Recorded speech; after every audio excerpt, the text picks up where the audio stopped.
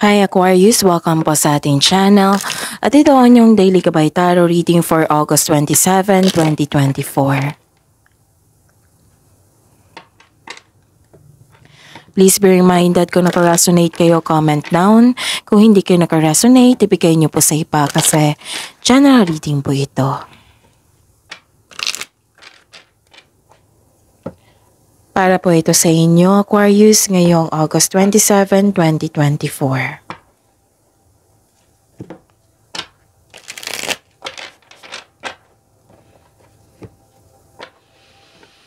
Maraming salamat po sa inyong patuloy na tiwala at suporta sa ating channel. At maraming salamat din po sa mga hindi nag-skip ng ads.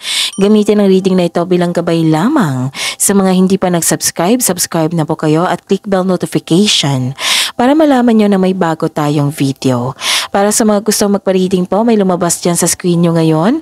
Panoorin nyo po at sundin ang instruction. Calling the attention sa mga suki ko dito na Aquarius, open na po inyong Monthly Gabay Tarot reading for September 2024. May 6 months from now reading tayo at love life reading po. So message me, Aquarius, for schedule. Maraming salamat po.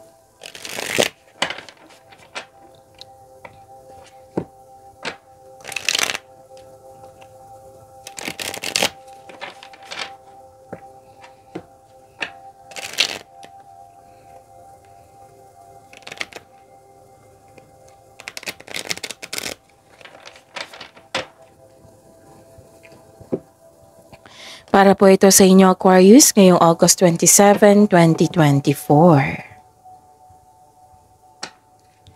Spirits Guide, mga ganap po para kay Aquarius ngayong August 27, 2024.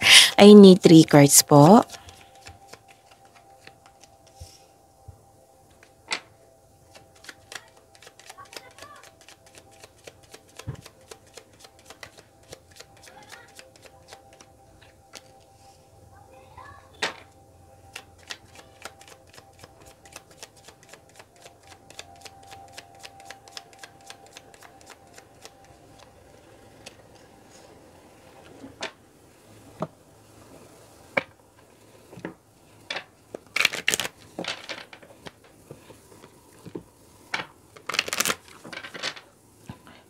Spirits Guide. Message nyo pa para kay Aquarius ngayong August 27, 2024. I need 2 cards po.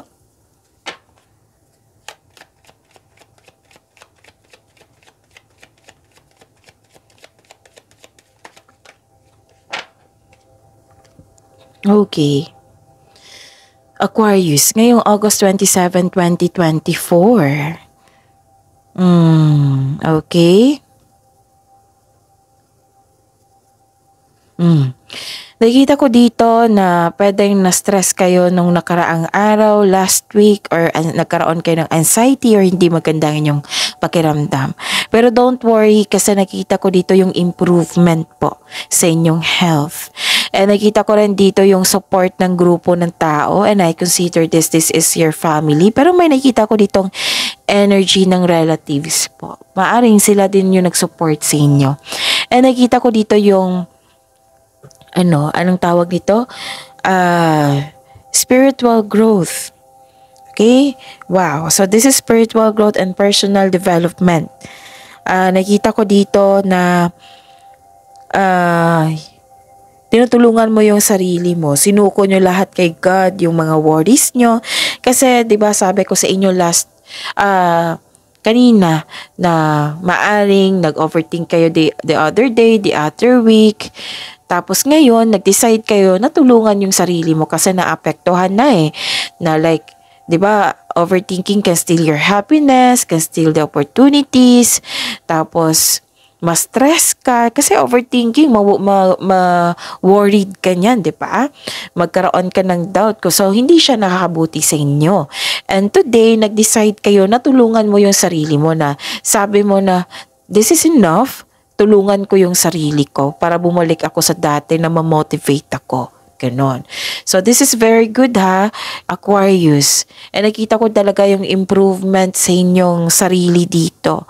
Personal development, spiritual growth na sinuko nyo lahat yung worries nyo.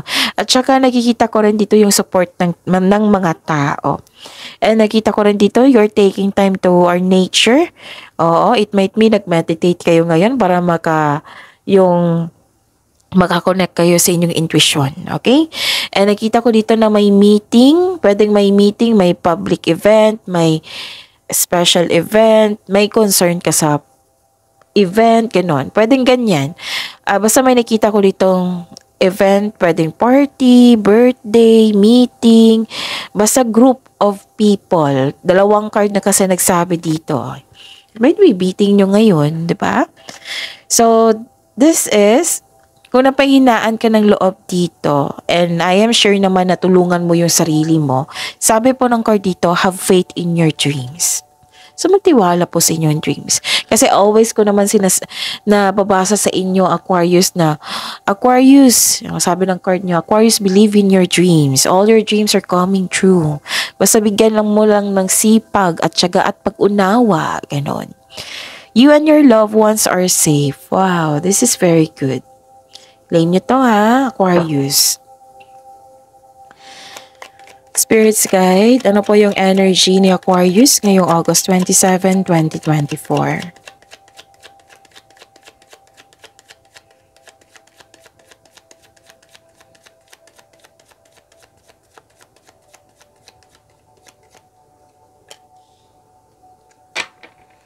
And the clarification of this card po.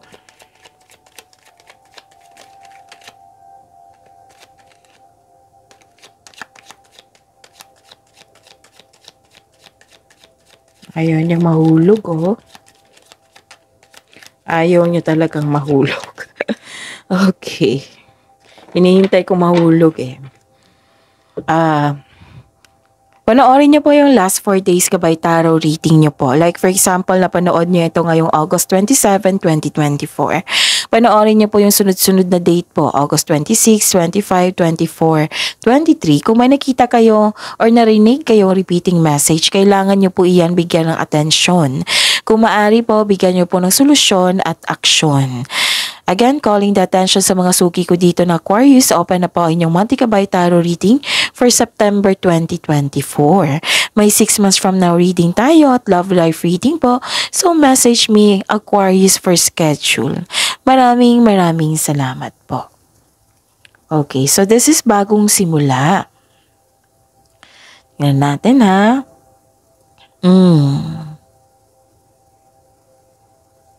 Okay. Nakita ko na. Alagaan niyo po daw yung sarili mo. Dalawang card na kasi nagsabi dito na please take care of yourself. Huwag magpabaya. Okay? Tsaka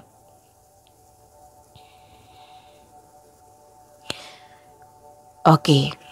Huwag niyong i-pressure yung sarili niyo. That is, a reminder po ng card niyo, alagaan niyo po yung sarili niyo. Huwag niyong i-pressure yung sarili niyo.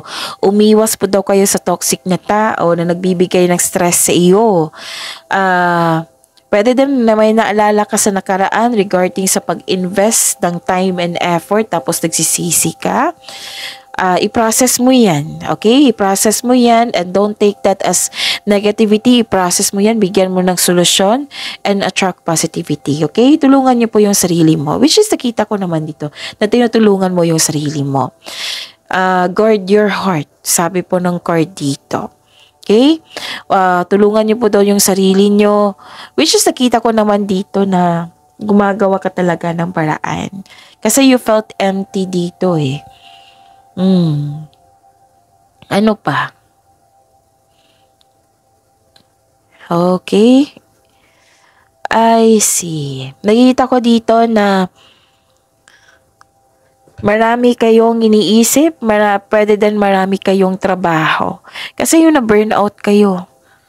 So sabi po ng card dito, don't pressure yourself. Dalawang card na po nagsabi niyan. Don't pressure yourself, Aquarius. Okay? Ask for help kung na-burnout na kayo. And sabi po ng card dito, kasi parang ilang araw na to na iniisip mo, nagagawa ka ng desisyon. Gusto mo mag-step out sa comfort zone mo. Pero nagkaroon ka ng hesitation kasi it might be maganda ang inyong posisyon dyan sa trabaho mo ngayon.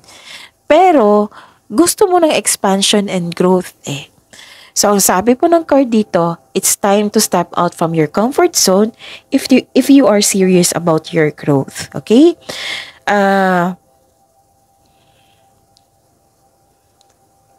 So, marami kayong iniisip, marami kayong ginagawa. One at a time lang po, isipin nyo po na wag nyong i-pressure yung sarili mo. Okay? Allow yourself to rest. Kung mag-rest po, iwasan talaga mag-overthink. Para pag-rest mo, pagbalik mo, ma-re-energize ka na. Ganado ka na muli sa yung ginagawa dyan. Don't push yourself so hard, Aquarius. Dahan-dahan lang po. Kasi may nagbigay ng tulong dito May nag-alok ng tulong pero ayaw mong tanggapin. It might be gusto mong mapag-isa. Kasi nga, most of you maraming iniisip regarding itong dreams mo. And sabi po ng card dito, di ba, have faith in your dreams. So, dalawang card na po nagsabi dito na huwag niyong pahirapan yung sarili mo. Lalo na't kakampi mo yung sarili mo. Tapos, you're working on it So, kailangan ng energy niyan. So, tama tong sinabi ng card dito na magpahinga kayo. Okay? Alagaan niyo po daw yung sarili niyo. Okay? Spirits Guide, Career and Money po ni Aquarius ngayong August 27, 2024.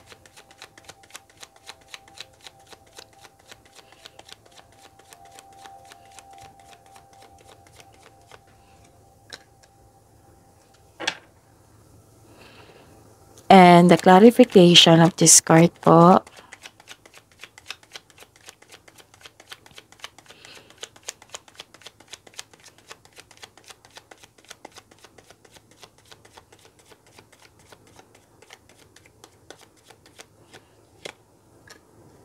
Okay. This is your career and money, Aquarius. Okay. Nakikita ko dito na busy nga kayo sa pagpaplano. This is planning Contemplation yung pagmuni-muni. So many big ideas. So bumalik na yung energy mo dito. Inspired ka ngayon, nagpaplano ka ng dagdag investment para magkaroon ng financial growth. Mas lumaki ang pangarap mo, kaya nagpaplano ka ng karagdagang investment.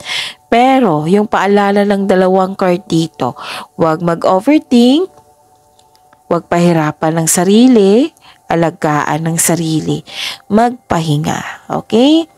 Kasi baka, pag-ingat lang po. Okay? Para sa mga what I meant is, nagpaplano kayo mag-level up, right? For expansion, for growth. Pinag-igihan mo ng mabuti para ma-promote at nag-iisip ka ng dagdag investment para mas lumaki yung pera mo. So, this is very good. Ang busy nyo nga. Sobra. Tsaka, wow. Nakita ko dito palagay na kayo. Actually, nakita ko dito, claim nyo to wealth and generosity. Most of you, businessman, negosyante, or nasa posisyon sa trabaho. So at least sa mga naghahanap po ng trabaho dito, may idea din kayo. Kasi kitang-kita ko dito Tapos financial stability. Kitang-kita ko dito na most of you stable na. Stable na, tapos hindi ko kayo masisisi na kung gusto nyo pa magkaroon ng growth and expansion. Kasi parang tinitest mo yung sarili mo hanggang saan ka ba. Kasi nakaya mo nga yan, nagkaroon ka ng stability sa inyong career and money. Oo. Kaya ko pala to. So, subukan kong magkaroon ng another investment kung kaya ko pa. Ganon. Tinetest mo yung sarili mo. Kasi kinaya mo eh. Kinaya mo mag-isa. Ganon. At, di ba, may sabi ako na career and financial stability. May sabi dito na may offer po daw sa inyo na leadership role. Kasi nga, na-recognize ka na magaling ka na leader. Magaling ka sa trabaho, matalino ka. Actually, this is mahigit sa success eh. This is victory. Victory sa pananalapi at katatagan ay nasa iyong kamay na.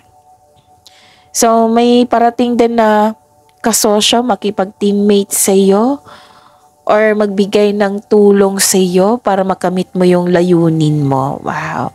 I-claim mo to ha, Aquarius. Ang ganda-ganda ng cards nyo ngayon.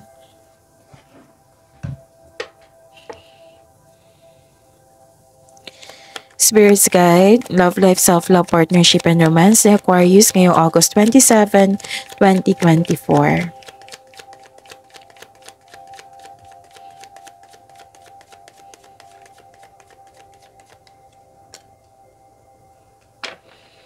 And the clarification of this card po.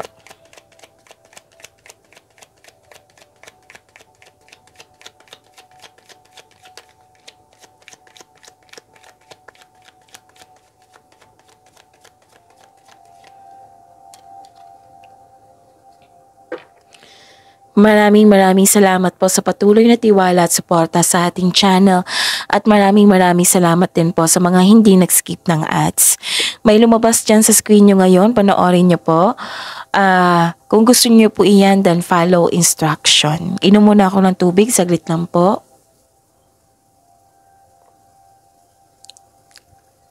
Okay. This is a repeating message. Kailangan nyo po itong bigyan ng atensyon. Kung maaari po, bigyan nyo po ng solusyon at aksyon. Di ba may nasabi ako kanina dito na huwag mag-overspend sa yung overthinking, yung overspending sa trabaho, kailangan nyong ma-re-energize kayo, kailangan nyong pahinga para ma-re-energize kayo. So may paalala po ang card nyo po dito. Balansehin po daw ang oras. Time sa family, time sa inyong sarili, time sa ibang ginagawa nyo sa inyong career and money. Balanse po. And control on overspending din kasi baka magasta nyo yung ipon nyo. Okay? Sikapin nyo kasi ang galing-galing. May nabasas ako sa inyo. I think kahapon yun na ang galing-galing yung humawak ng pera. So, balansehin ha. I-check nyo kung gusto mong kung may bibilihin kayo, i-check nyo kung makakatulong ba to sa iyo, kung ano yung advantage niya, ganon. Basta, pag-ingatan nyo ang kaperahan nyo. Tapos may concern kayo na may lack of appreciation dito, parang hindi nagbibigay ng halaga.